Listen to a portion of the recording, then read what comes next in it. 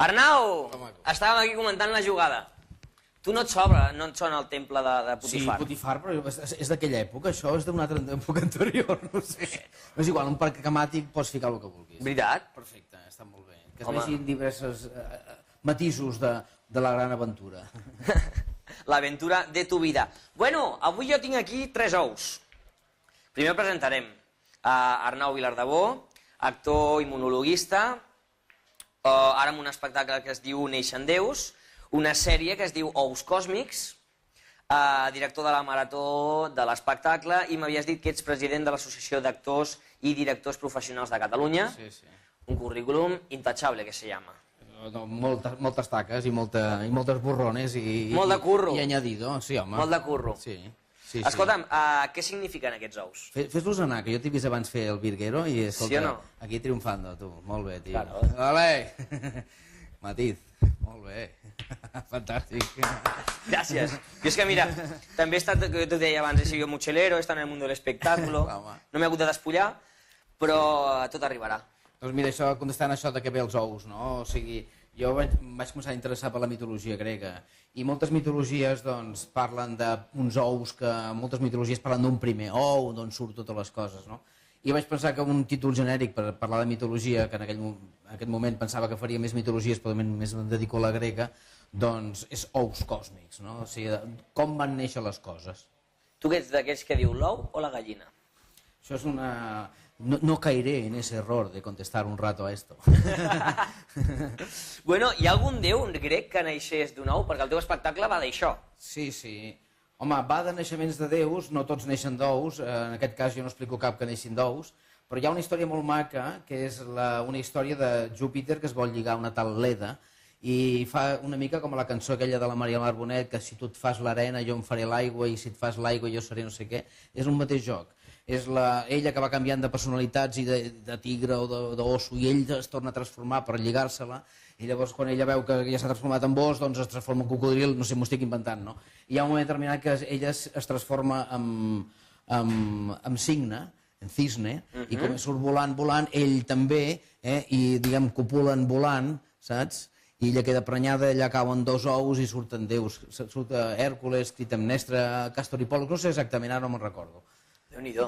Una història guapa. Això qui s'ho ha inventat? Perquè la mitologia algú se l'ha hagut d'inventar. Se la van anar inventant molt de temps. Jo penso que són els primers contes mediterrans i moltes influències que venen de fora, del part del Mediterrà. I llavors jo crec que a través dels contes s'explicava el subconscient de les persones, no? I són històries de tradició oral, perquè quan arriba Homer el que fa és diguem, recollir el que ja s'explica verbalment, o sigui, és una gran tradició oral.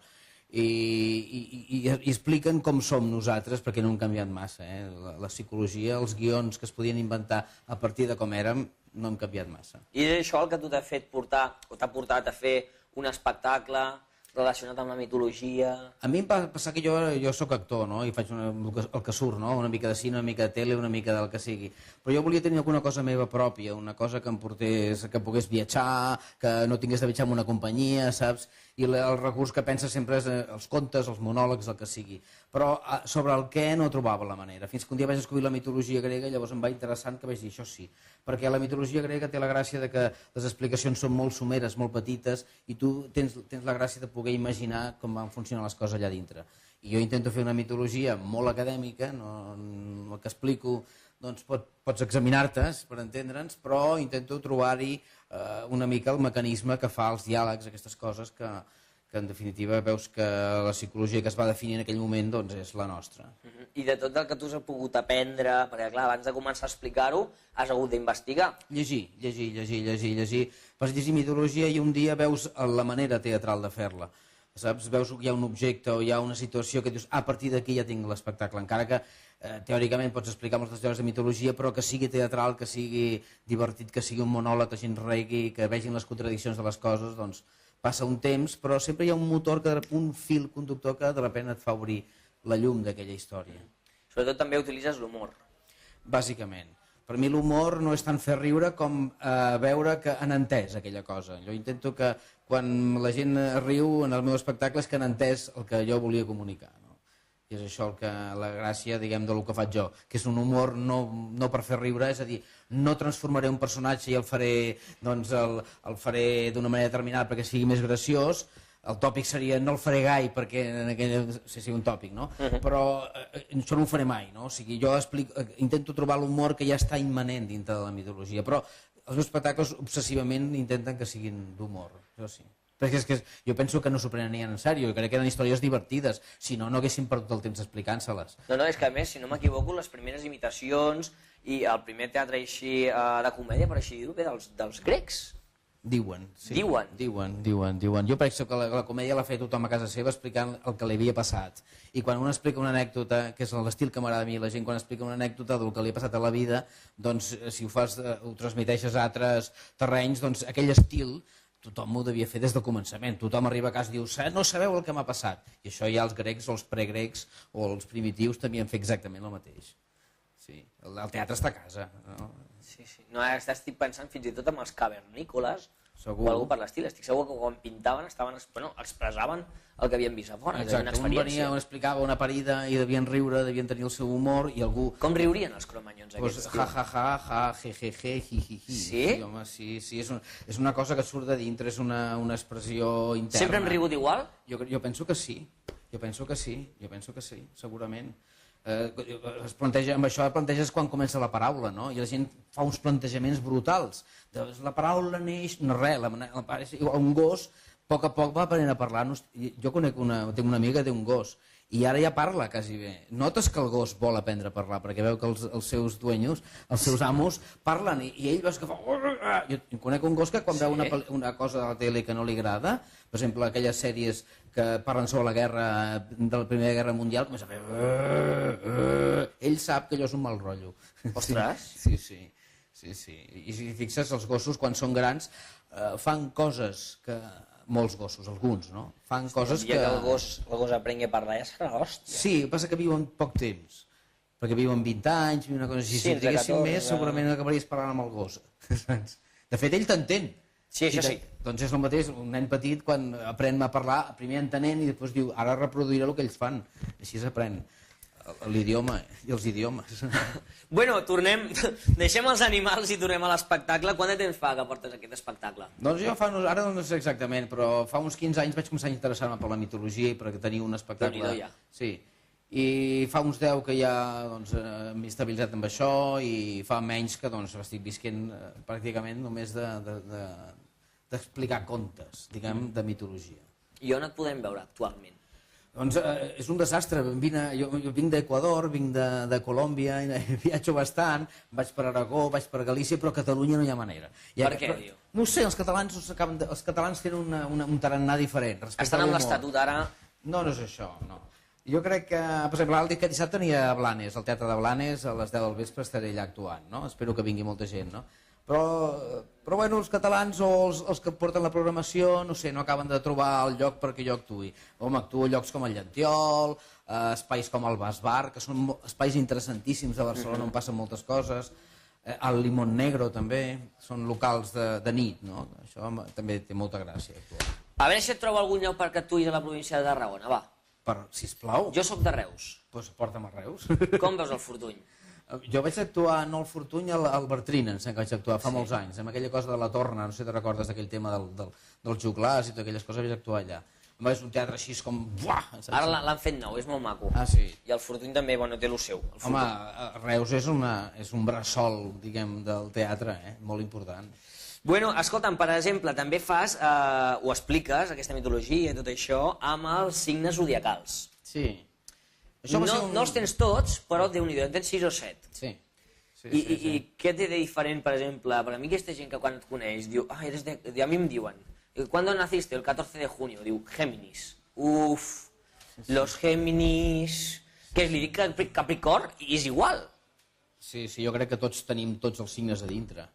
Tots, absolutament tots. Què hi ha de diferent, per exemple, entre bessons i Capricorn, o Capricorn i Àries, o... No, i a més si t'expliqués la teoria de la predecessió dels equinoxis, no teoria, el que passa, resulta que, estrictament parlant, tots som 2 signes abans del que pensem que són. Perquè quan van inventar el tinglado aquest de l'astrologia i tot això, en aquell moment, el dia 20 de març, el sol sortia per Àries. però ara ja ha canviat això.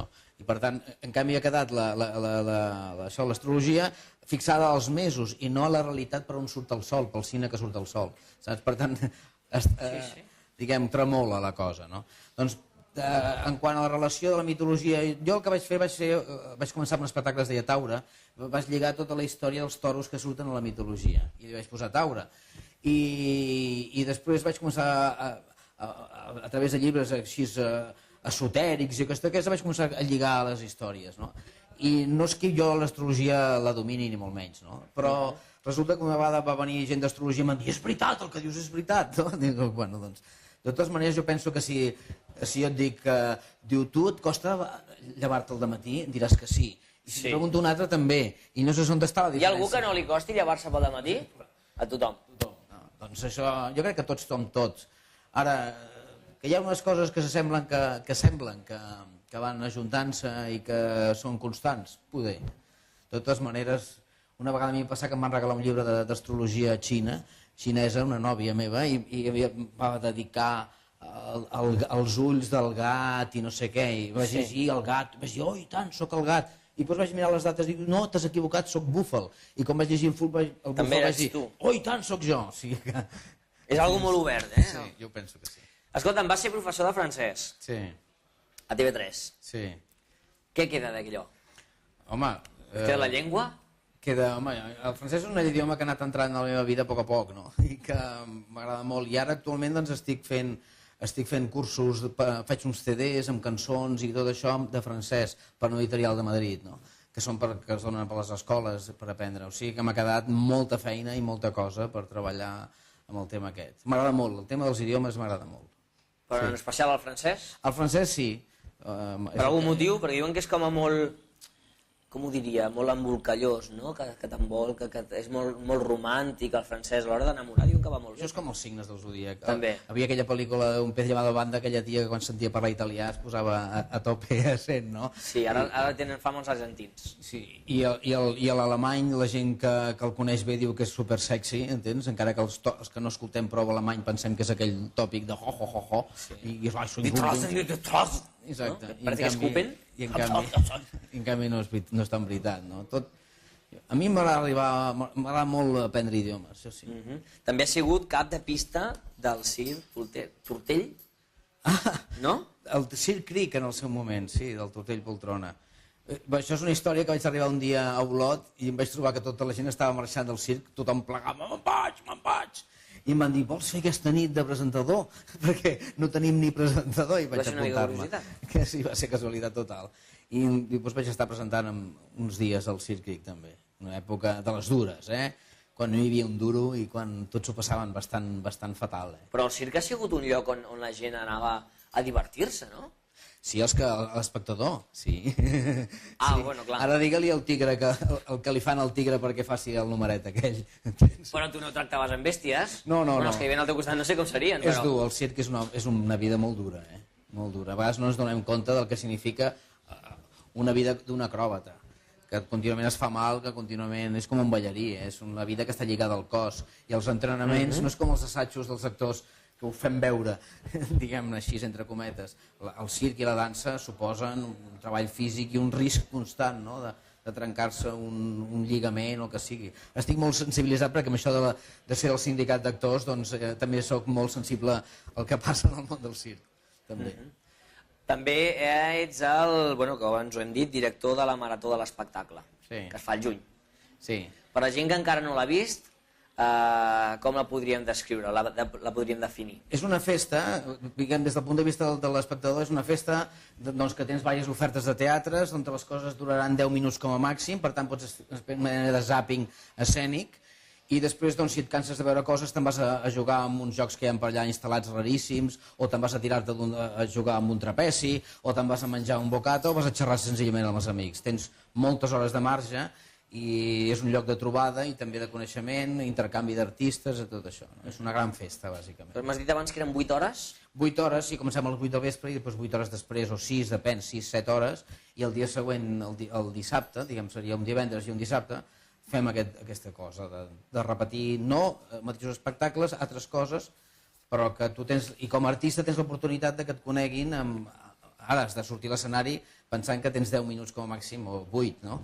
Però saps que has sintetitzat el que vols mostrar.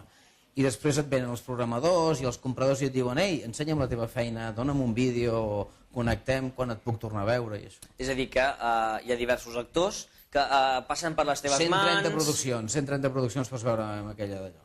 Envien els vídeos, fem una selecció de nivell i doncs repartim durant la nit, molt ben pensat, aquest ve després d'aquest, aquest ve després de l'altre, aquest ve aquí, a les 2 de la matinada poden sortir certs espectacles i potser no són adients el mateix espectacle que sortir a les 7 de la tarda i en canvi a les 7 de la tarda està bé certes coses, en fi, és un estudi que el meu soci, que es diu Juan Eduardo López, fa d'una forma molt conscient.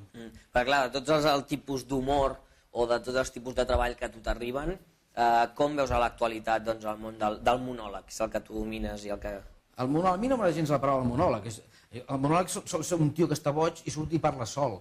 En canvi, el que Gràcies. Clar, ja veurem com ho fas, perquè jo el que faig és, arribo i dic bona tarda, estic aquí, vinc a explicar les històries. I llavors ja no és tant un monòleg, perquè la gent quan fas això, la gent ja pot parlar, veuen que poden... Una altra cosa és quan surt un tio a l'escenari i xerra sol i diu, està boig.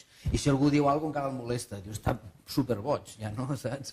En canvi, si és un monòleg de parlar, de dir, t'explicaré una cosa, i la gent té dret a contestar, doncs crec que estem com a persones. És a dir, l'únic que he de fer jo perquè no em tractin de boig és hola, bona tarda, us vinc a explicar una historieta. I que estiguis obert a que algú de l'espectador et digui alguna cosa, et pregunti. No hi ha quarta paret. No hi ha quarta paret, aquest és el d'allò, sí. Aquest seria el joc, sí. I escolta'm, t'ha costat molt consolidar alguna que ve des de l'any 84? La Marató va començar el 84, la vas començar tu? No, amb és el una meu iniciativa soci. amb el teu soci, però costa consolidar una cosa d'aquestes característiques? Sí, la paraula consolidar està de moda, què vol dir? No sé, però bàsicament el que sí que té és que any rere any ens hem de presentar davant de les institucions i dir que existim i demanar els diners i intentar trobar recursos econòmics. No és allò que diuen, ho teniu ja garantit per l'any que ve, això mai.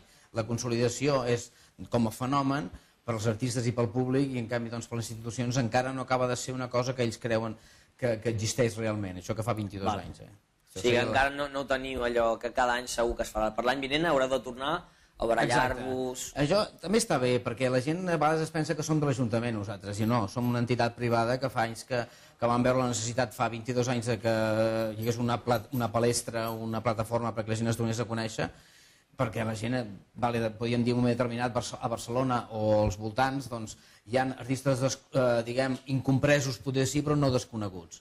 Però ara, com hi ha tanta gent que presenta els vídeos i hem de fer selecció, tornem a suposar gent que encara segueix desconeguda. Però s'estan bellugant moltes maratons. Hi ha una Insomni, que es diu Insomni, que fan una altra marató, i hi ha molta gent que es belluga en aquest aspecte. Ja esteu perfilant, o ja teniu més o menys vídeos de cara a l'any vinent? Heu començat aquesta selecció? No.